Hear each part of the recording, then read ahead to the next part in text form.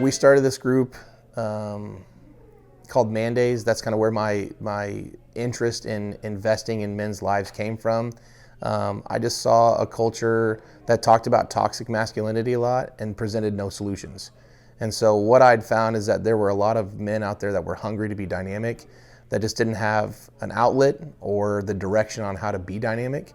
And so one of those ways was football for me, and that's where I learned to kind of be dynamic, and that's where I learned to build relationships and to grow and to overcome adversity as a man. So kind of the idea here is twofold. Yeah, we get to play football, which we love, but these aren't high schoolers. You know, these are grown men. They have real lives, they have real jobs, real relationship problems. And so not only are we protecting each other on the field, but we're protecting each other in real life. We show up for each other, we hold each other accountable, just things that you might not get in the real world in other situations. It is a business. Our team is definitely a business, and we run it that way. It comes with accountability on when you show up, how you show up, the attitude you show up with.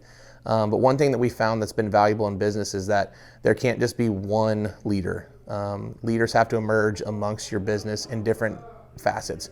You know, my management style might not work for certain guys, so we have captains that can reach out on behalf of me and be an extension of me and to really grow these guys individually. Another thing that works for us business-wise is that we are very transparent in the way that we operate, the way that we spend the money, the way that we schedule games, the way that we schedule practices.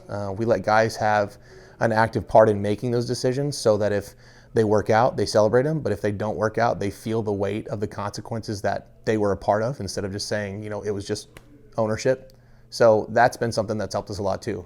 Owning a semi-pro football team has come with more life lessons learned than I think anything ever. In humility, in accountability, in profitability and lack of profitability, it doesn't come with the handbook. And there are all these different things, but the joy of it is that you kind of get to build your own, and you learn from the things that work. The guys that are really successful don't have bad days. They just have days where they learn from what they did and do it differently tomorrow. So it's taught me things like, hey, sometimes football is not the number one priority. Sometimes showing up for that guy when he's struggling is. And sometimes we have to take football and put it on pause for a second because we care more about the lives of these men than we do about how they perform for us on Saturdays.